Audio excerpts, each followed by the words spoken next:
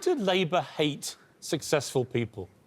We don't hate successful people. That's ridiculous. You want to get rid of all billionaires. You want to name and shame them. You want to get rid of all billionaires. You want to tax all rich people heavily. Why do you hate successful people? This is ridiculous. We don't hate successful people. We want a fairer society, and I think everybody knows that that means that those that have more should pay more, and that therefore we have a way of making it fairer and more equal. We can provide the services people need. But just let me put this figure back to you, just to sort of try and tip it if I can. 26 billionaires own the same as half the world.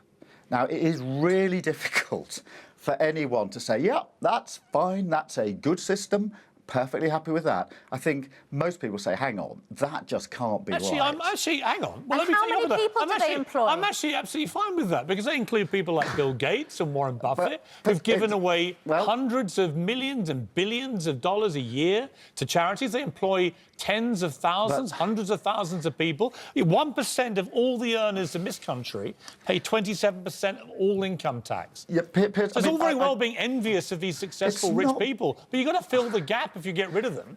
It's not being envious of rich people. It's pointing out the fact that if 26 billionaires have the same wealth as half the world, and we know the poverty of half the world, that something's gone very wrong with the system. And that's the position I take. But I think the Labour Party is not against successful people. We want people to prosper and succeed. And I spend a lot of my time talking to businesses, to the CBI, pretty well every week about how they can succeed even more. But there is then a basic question, which is, if we're all to live in a more equal society, how do we make sure that wealth, which is actually jointly produced, this isn't, you don't have sort of entrepreneurs who make all the wealth and working people who don't. It's a joint project. How do we make that fairer? Okay. And just let me finish this if I may, and we can get on to Brexit, but this is interesting stuff. Yeah. I genuinely think, from talking to people, from all sorts of different backgrounds, if you take something like homelessness, I think however much people earn or don't earn,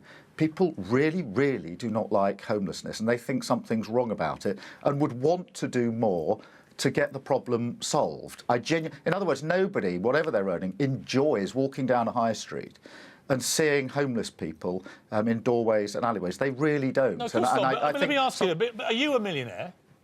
No, I'm not a millionaire. I haven't got that kind of earnings. Where do you live? What sort of house do you live in? I live in a house in North London. What's it worth?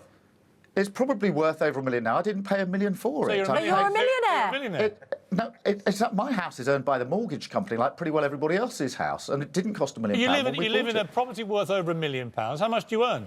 I live in North London in a house which didn't cost £1 million, and I'm paying off the mortgage like worth over £1 million. Many other people. But if you live in a house over £1 million, you are one of the elite you profess to hate. Look, Piers, let me just take you on this. My dad was a tool maker, and my mum was a nurse, and we lived through the destruction of the manufacturing base by Thatcher. So don't give me lectures on wealthy people. That's the background I came from. I didn't give you a lecture, Sir Keir. I asked you if you were yourself a millionaire. You said absolutely not, but then you revealed you live in a house worth over £1 million. Piers, what I told you was the mortgage company owned my house. That's the same for millions of people across this country. I'm paying off my mortgage like millions of other people. Is Jeremy Corbyn a millionaire? Look, I don't know. I mean, Jeremy lives in Islington. I don't know what his house. I'm told he is like really properly wealthy, Jeremy Corbyn. Well, I mean, you know where I'm coming from here. Yeah, the shadow cabinet is stuffed with rich people, right? Who look down the barrel of these cameras and go, "We've got to get rid of all these ghastly rich people who've been, in many cases, fabulously successful through hard work, drive, commitment, all the things you just said about your own father."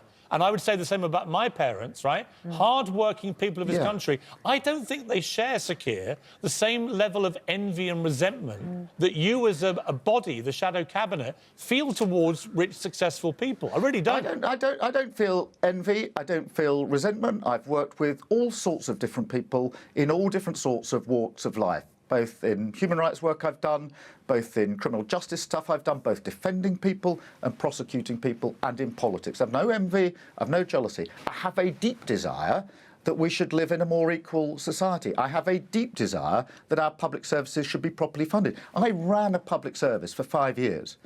And I know what taking 40% out of a public service does to a public service. You can see it across all of our councils. They've had their budgets absolutely cut. Our schools have had their budgets cut. In all of our local schools, this is in Camden, we get letters from the head teacher asking parents. I get it, but where are you going to find the money? With respect to you, where are you going to find the money? Well, hang on, let me respond to that. Where are you going to find the money if you get into power to fill all these terrible gaps for education and health and so on, if all the rich, successful people in the country respond to you getting into power by leaving the country? Where will you plug the massive gap of the money that they put in to our economic system? Piers, I don't think many people quarrel with the principle that those that earn more and have more should pay more in for what we all commonly enjoy. It's been the basic rule of how we do taxation in this country, and whether that's a Conservative government or a Labour government, for a very, very long time. And it's the right principle. The argument that if you do ask people who earn more to pay more, they'll all flee the country, is made at every election, and it never transpires. But the principle is the right one. Do we want properly run public services? We talk about homelessness. We talk about schools. In most schools, state-run schools, the budget cuts are such that the school has to make a difficult choice between keeping the teachers, which of course they do, or the support staff, which they let go. Yes. And those support... No, hear me out. I understand, and I sympathise, because I think the cuts have been had a terrible effect. They've destroyed lives. Those children are not going to get those years back. But I also remember, but Sir Keir, you've got to get back into power. And here's the problem. I remember what happened with Ed Miliband. He was sailing to victory.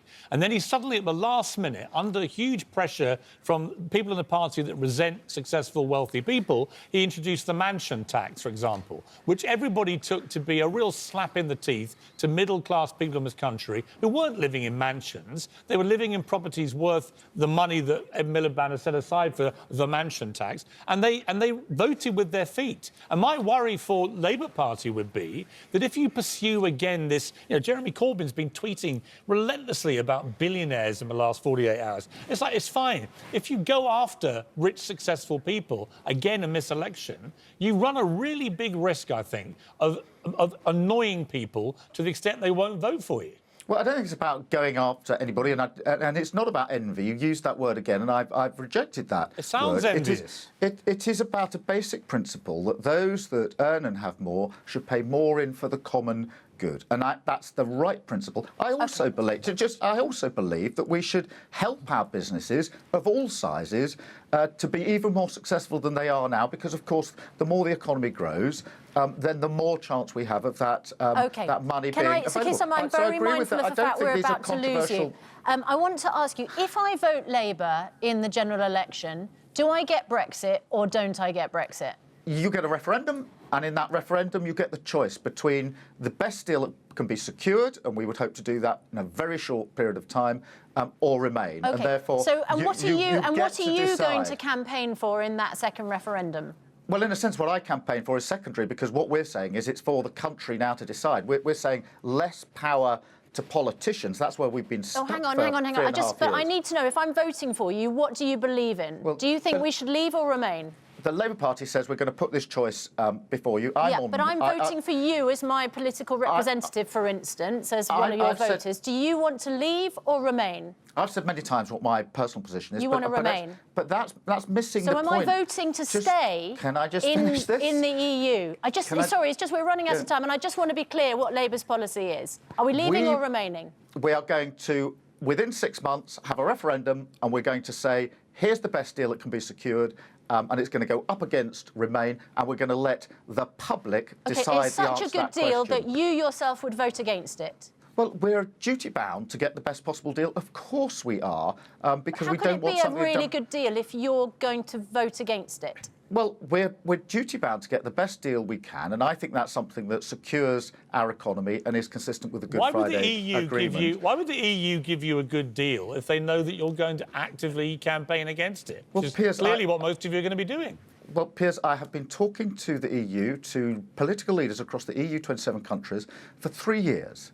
and I know very well what the parameters are of any deal that they would do with a Labour government. We actually explored some of it in the cross-party talks that we're in with the government 6 months or so ago. So I know that a customs union and single market alignment and protection of workers' rights, of environmental rights and consumer rights is something that can be negotiated. But final question. Why, given that in the last election, which came after the referendum, the Labour Party manifesto pledged to honour the result of that referendum, why should anybody vote in another referendum that you guys would have if you got into power, given that you ignored the result of the first one? You keep talking about giving the people their say. If you ignore the results of the first one, why should anybody vote in another one?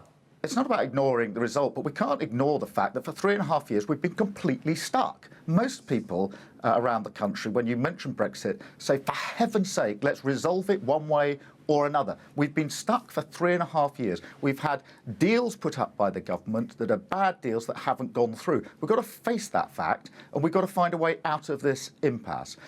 The way out of it is to say, let the people decide between a deal, we now know what a deal would look like, and remain, because we're stuck and we need to get past this. People are yearning to get on to the other discussions, including the one we just had. You could get screwed here, where the Liberal Democrats have decided we are the non-Brexit party. We're going to stop it if you vote for us. You have Boris Johnson saying we're going to deliver Brexit, right? And you have the Labour Party in the middle going, we want to try and be everything to everybody. It's not a very strong position, is it? It lacks any clarity. You run the risk of being caught between these two very firm positions, and Labour looking like it's just blowing in the wind. Well, look, Piers, it doesn't lack clarity. You may like it or dislike it, but it's not unclear to say, we'll have a referendum and you'll have the choice between the best deal we can secure and remain. That's not unclear. You may say, I don't like it, but you can't pretend it's unclear. Okay. Now, just let me finish the answer, because on the one hand, you've got a hard Brexit from a right-wing Tory government. On the other hand, you've got revoke from the Lib Dems. I think both positions, cutting out the public from this, are wrong in principle. We're saying let the public decide. And of course we want to appeal to the 52% and the 48%. I've always rejected this idea that a political party that wants to govern should aspire only to represent half of the country. That is the wrong thing in principle. Except in the second referendum, only one half of the country is going to be a winner. Well, and the problem that I think the Conservative Party got itself into in the last 3.5 years was to completely ignore the 48% who didn't vote for the particular result and not find that. I think if Theresa May had tried to find a consensus, genuinely tried to find a consensus, we probably would be through with all of this. And when I was in the cross-party talks, the feeling in the room, and it was on both sides, was, why on earth didn't this happen 2 years earlier? All right. Theresa May bent over so far backwards to soften that Brexit, it basically ended up being Remain. And even then she couldn't get it through Parliament. Well, she couldn't get it through her own party. When she described what she'd been talking about in the cross-party talks, her own side took her out. And that was always the problem. This is a Tory party problem from start to finish. OK, final question. Jo Swinson. Another final question. I know we've run over late with you, and we do appreciate you staying with us, and I know that your team are going to give us a hard time. But actually, given that we never see Jeremy Corbyn, McDonald's gone running, Diane Abbott doesn't come on. You're all we've got. So when we get you, Sir Keir, we appreciate your time, and we try and squeeze the lemon as much as we possibly can. So please forgive us.